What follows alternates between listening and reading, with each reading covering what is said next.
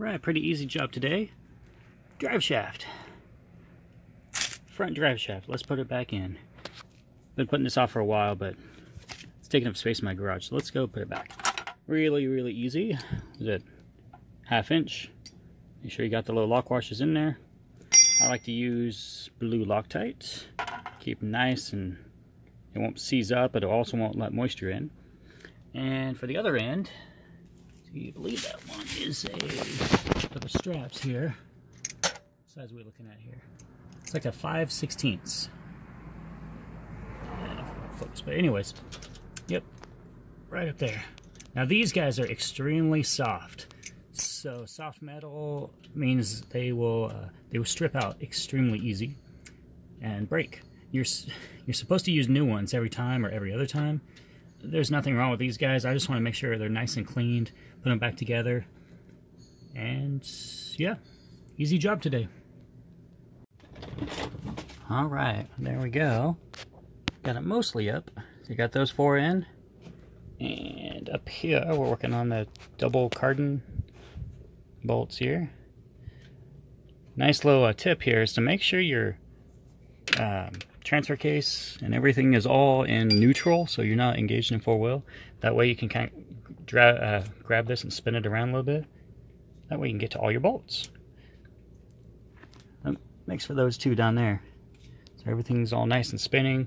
Make sure you put all of your bolts in hand tight first, just so that they're all grabbing. You don't want to be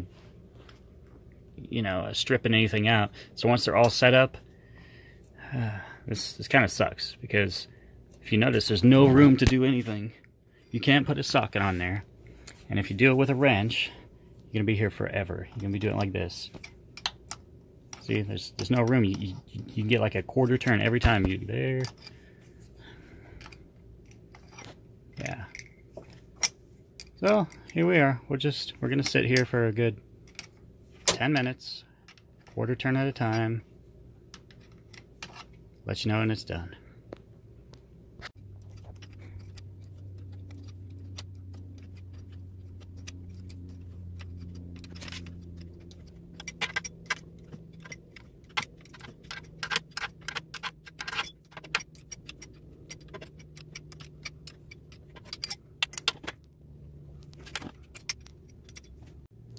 Alright, there it is. Everything's all nice and tightened up again.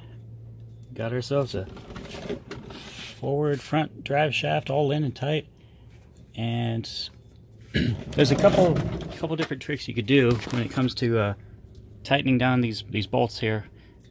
As you notice, when you start tightening them, when you get so tight, then the whole shaft wants to spin on you. Well, that's easy. Just use one of these holes here and shove something in there.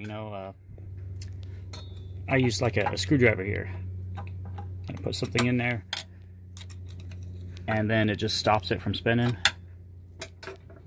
And some of you may be wondering, hey, wait a minute, how can you spin that? If it's connected down there to the front axle, why is that loose? A couple reasons. One, well, transfer case itself is in, it's not engaged in 4-wheel, so it's neutral, so it's just free spinning. But another thing is that with my Jeep, the front end here, I actually have this vacuum axle connect, whatever you call it. So these vacuum lines right here, what it does is my front drive shaft, it's actually 2 shafts over here on this side.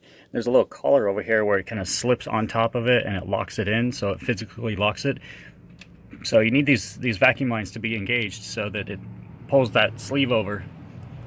So right now, yeah, that's not engaged. So make sure these guys are nice and snug up front. Don't over tighten them, don't over torque them. Now's a good time to make sure you get some nice grease in here. And you're not supposed to have any play in the drive line. So if you grab it and just try to like shake it up and down or around or anything, rotational, that's fine, but up and down, like you don't want these bearings or anything out here to be all messed up and out of whack. Mine's nice and tight, so it's good. I was gonna paint it, but save that till later.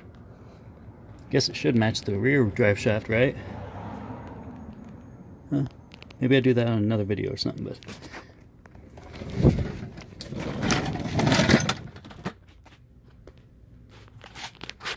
okay, there we have it. Drive shaft's in. Nice, easy job. What did it take? 10 minutes?